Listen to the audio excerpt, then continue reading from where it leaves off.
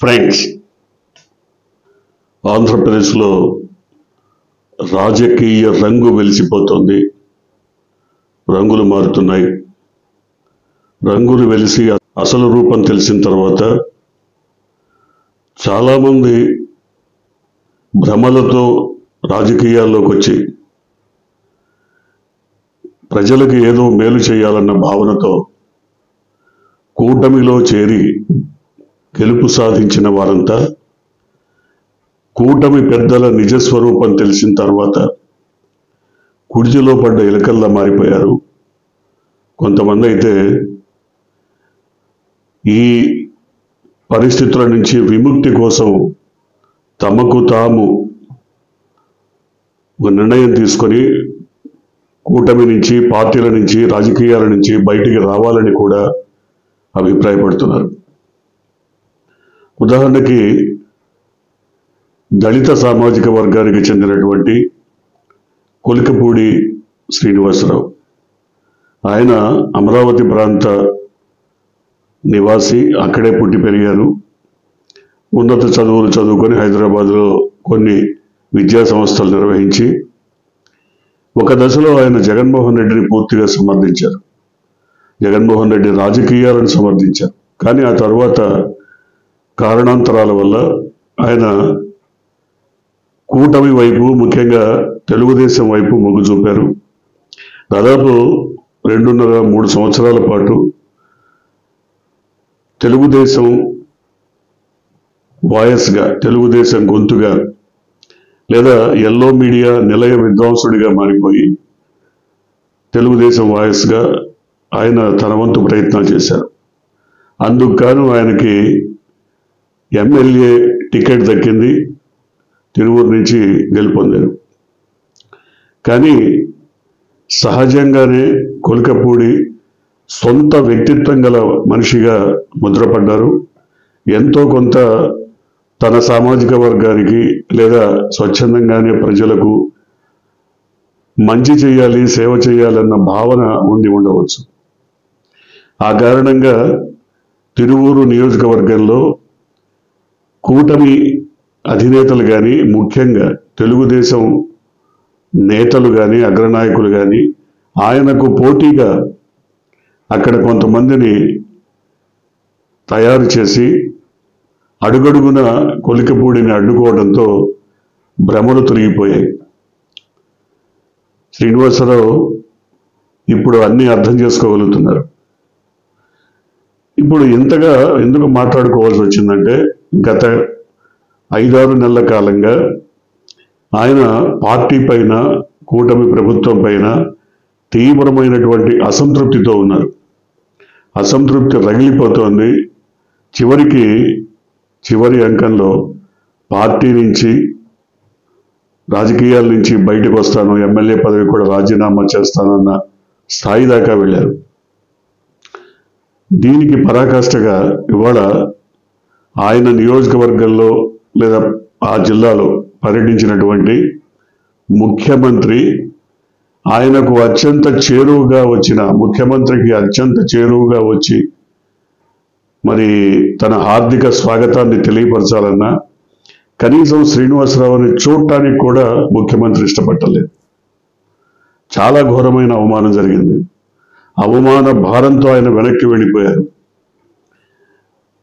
పలువురు మండల స్థాయి, గ్రామ స్థాయి నాయకుల్ని కూడా కలిసి స్వాగత సుమాలు అందుకున్నారు. కానీ కొలికపూడిని మాత్రం కనీసం కన్నెత్తి చూడటానికి కూడా ముఖ్యమంత్రి ఇష్టపడలేదు. ఇక్కడే కొలికపూడి మనస్సు చివుక్కుమంది.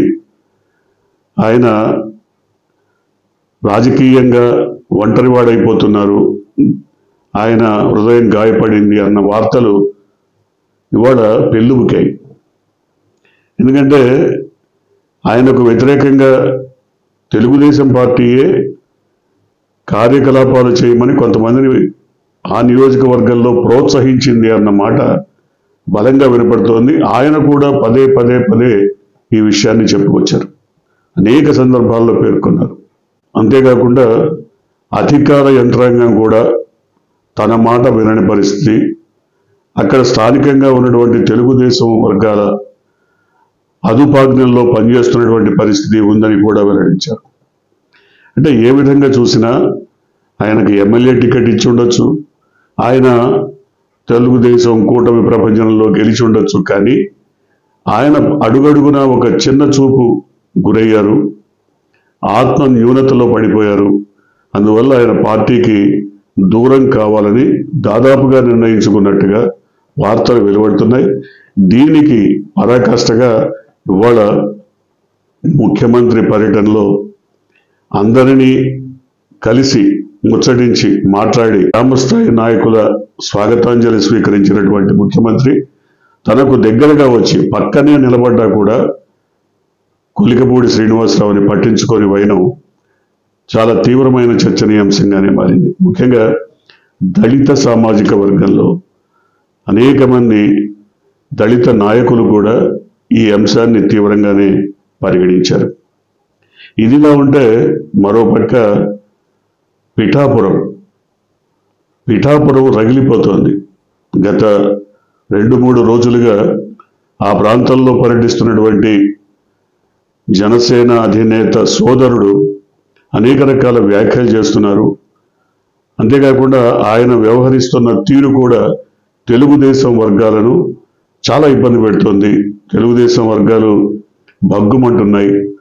ముఖ్యంగా అక్కడ తన సీటును త్యాగం చేసి జనసేన అధినాయకుడి గెలుపు కోసం అహర్నిశలు కృషి చేసినటువంటి వర్మ తనకు ఏమాత్రం ప్రాముఖ్యం లేకపోవడంతో రగిలిపోతున్నారు.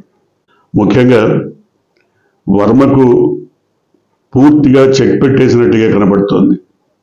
ఎందుకంటే ఒక రెండవ పవర్ సెంటర్గా పిఠాపురం నియోజకవర్గంలో వర్మ మారుతారన్న భయంతోనే ఆయనకు ఎమ్మెల్సీ పదవి రాకుండా జనసేన అధినేత అడ్డుకున్నారన్న వార్తలు వినపడుతున్న నేపథ్యంలో ఒకవేళ స్థానికంగా తాను ఆ ప్రాంతంలో ఉన్నా లేకపోయినా పర్యటించకపోయినా తన అన్న తన పక్షాన పనిచేస్తాడని ఆ నియోజకవర్గాన్ని తన అన్నకు అప్పగించేశాడు జనసేన అధినేత పవన్ కళ్యాణ్. సో రాజకీయాల్లో కొంత సంయమనం, కొంత ఓర్పు, సహనం, హుందాతనం ఇవన్నీ చాలా అవసరం. కానీ జనసేన అధినేత సోదరుడు మాత్రం వీటన్నిటికీ భిన్నమైనటువంటి వ్యక్తిత్వాన్ని కనబరుస్తున్నారు. కొంత వాచాలత కనబడుతోంది. ఆయన భాషలో కానీ, మాట్లాడుతున్న తీరు కానీ, వ్యవహరిస్తున్న శైలి కానీ ఇవన్నీ కూడా రెచ్చగొట్టేలా ఉన్నాయి. ముఖ్యంగా అధికారిక కార్యక్రమాల ప్రారంభోత్సవాల సందర్భంగా శిలాఫలకాల పైన తెలుగుదేశం వర్గాల పేరు, ఉనికి కూడా లేకుండా జాగ్రత్త పడ్డారు అన్నది ప్రధానమైనటువంటి అంశం. అంటే కనీసం ముఖ్యమంత్రి పేరైనా కనబడితే బాగుండేదని తెలుగుదేశం వర్గాల భావన. కానీ పిఠాపురం పూర్తిగా తమ సొంతం. పిఠాపురంలో మరొకరికి స్థానం లేదు. పిఠాపురం ఇకపై పూర్తిగా జనసేన స్థావరంగా మారిపోతుందని తెలియజెప్పడం కోసం జనసేన అధినేత తన సోదరుడిని అక్కడ రంగంలోకి దించారు. ఆయన ఎమ్మెల్సీలు చేసి రంగంలోకి దించిన కారణమే అదని ఇప్పుడు దాదాపుగా అర్థమైపోతుంది. సో ముఖ్యంగా కాపు సామాజిక వర్గం ఎక్కడైతే దాదాపు 70 నుంచి 75 వేల మంది ఓటర్లు ఉన్నారో ఆ నియోజకవర్గాన్ని ఎంచుకోవడంలో జనసేన అధినేత ప్రధాన కారణం ఇదే. ఏదో ఒక నియోజకవర్గాన్ని తమ స్థావరంగా మార్చుకోవడం ముఖ్యం. కాబట్టి ఉదాహరణకి చంద్రబాబు కుప్పం, అట్లాగే జగన్మోహన్ రెడ్డి పులివెందుల, మరికొందరు గెలుపు ఓటముల విషయంలో మరో ప్రయత్నం చేసినట్టుగా కనపడదు. అలాగే పవన్ కళ్యాణ్ కూడా పిఠాపురాన్ని తన ప్రధాన స్థావరంగా మార్చుకున్నట్టుగా అర్థమైపోయింది. అయితే నిన్న ఈరోజు అక్కడ జరిగినటువంటి అనేక కార్యక్రమాల్లో పాల్గొన్న నాగబాబుకి, ఎమ్మెల్సీ నాగబాబుకి పూర్తిగా తెలుగుదేశం వర్గాల నుంచి నిరసన సెగ ఎదురైంది. ప్రత్యక్షంగానే కనబడింది. గోబ్యాక్ అంటూ తెలుగుదేశం వర్గాలు ఆయన్ని వెనక్కి వెళ్ళిపోమంటూ నినాదాలు చేశారు. ఒక దశలో పోటాపోటీ నినాదాల మధ్య ఘర్షణ వాతావరణం ఏర్పడినప్పుడు పోలీసులు కూడా రంగప్రవేశం చేసి మొత్తం మీద వాతావరణాన్ని చక్కపరిచారు, శాంతపరిచారు. మొత్తం ఈ వాతావరణం అంటే ఇలాంటి పరిణామాలన్నీ ఒకటొకటిగా చూస్తున్నప్పుడు కూటమి రంగు వెలిసిపోతోంది. కూటమిలో కేవలం ఎన్నికల కోసం, గెలుపు కోసం మాత్రమే భాగస్వాములుగా మారిపోయినటువంటి రాజకీయ పక్షాలు వారి సహజీవనం అంత సవ్యంగా సాగట్లేదు. ఎందుకంటే కింది స్థాయి కార్యకర్తలందరూ కూడా ఒకరిపై ఒకరు మరి పెత్తనం కోసం రకరకాల ఎత్తులు వేస్తున్నారు. అవి స్థానికంగా సమస్యలు సృష్టిస్తున్నాయి, ముఖ్యంగా నాయకులకు తలనొప్పి కలిగిస్తున్నాయి. అయితే ప్రధానమైనటువంటి అంశం పిఠాపురంది. ఎందుకంటే పిఠాపురంలో వర్మకి బలమైనటువంటి కేడర్ ఉంది, ఆయనకు బలమైన పునాదులు ఉంది. ఆయన స్థానికుడు, ఆయన ఇండిపెండెంట్గా కూడా గెలిచి తన సత్తా చాటుకున్నటువంటి బలమైన నాయకుడు. ఆ తర్వాత టీడీపీలో చేరారు. కాబట్టి టీడీపీ అండ ఒకటైతే ఇండిపెండెంట్గా కూడా ఆయనకి బలమైనటువంటి కేడర్ ఉంది, ప్రజాబలం ఉంది. అందువల్ల అటువంటి వ్యక్తిని ఎదగనిస్తే తనకు పోటీదారుడు అవుతాడు, ప్రధాన పోటీదారుడు, ప్రధాన ప్రత్యర్థిగా మారతారన్న భావనతో ఏమాత్రం వర్మ ఉనికిని కూడా లేకుండా చేయడం కోసం పూర్తిగా జనసేన కృషి చేస్తోంది. అందుకనే నాగబాబుని రంగంలోకి దించారు. ఆయన ఆ మేరకు సమర్థంగానే తన కార్యక్రమాలు నిర్వహించుకుంటూ పోతున్నారు.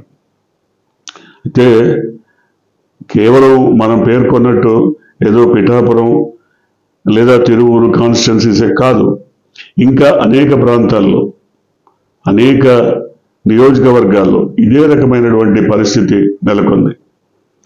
వాళ్ళంతా కూడా ఇప్పటికిప్పుడు బయట పడలేకపోయినా చాలా ప్రాంతాల్లో ఈ రకమైన ఘర్షణ వైఖరి, ఘర్షణ వాతావరణం, ఒకరిపై ఒకరు పెత్తనం చేసుకుంటున్నటువంటి ధోరణి, ఇవన్నీ కనపడుతున్న నేపథ్యంలో కార్యకర్తలు గనక వాళ్ళు విడిపోవాలి అనుకుంటే, లేదు నాయకులు ఏ నిర్ణయం తీసుకున్నా తమకు తాము స్వతంత్రంగా వ్యవహరించాలి అనుకుంటే మాత్రం ఖచ్చితంగా కూటమికి గండిపడినట్లే భావించాలి. దాదాపు ఈ ప్రభావం కేవలం 1-2 నియోజకవర్గాల్లో కాదు, తక్కువలో తక్కువ 25 నుంచి 30 నియోజకవర్గాల్లో ఈ ప్రభావం పడేటువంటి అవకాశం ఉందని చెప్తున్నారు. ఇలాంటి ఘర్షణ వైఖరి, ఘర్షణ వాతావరణమే నెలకొందని చెప్తున్నారు. అంటే ఎన్నికలప్పుడు ఓట్లు చీలిపోకుండా జగన్మోహన్ రెడ్డిని ఓడించాలన్న ఏకైక లక్ష్యంతో కూటమిగా ఏర్పడినప్పటికీ భావ సారూప్యత లేదు, సైద్ధాంతిక నిబద్ధత లేదు, సైద్ధాంతికంగా ఒకరికొకరు ఎక్కడా కూడా కలిసి పనిచేసే అవకాశం లేదు. అందువల్లనే కింది స్థాయిలో, కార్యకర్తల స్థాయిలో, లేదా మండలాలు, జిల్లాల స్థాయిలో చిన్న చిన్న నాయకులు, కార్యకర్తలు వీరందరూ కూడా తెలుగుదేశం పైన లేదా జనసేన పైన ఒకరికొకరుగా ముఖాముఖి తలపడుతున్నటువంటి పరిస్థితి. ఈ పరిణామాలు ఏ రకమైన పరిస్థితులకు దారితీస్తాయో చూడాలి. అందరూ ఊహిస్తున్నట్టుగా తీవ్రమైనటువంటి రాజకీయ వైరుధ్యాల మధ్య ఎంతకాలం వీళ్ళు గుట్టుగా కొనసాగుతారో కూడా తెలియని పరిస్థితి.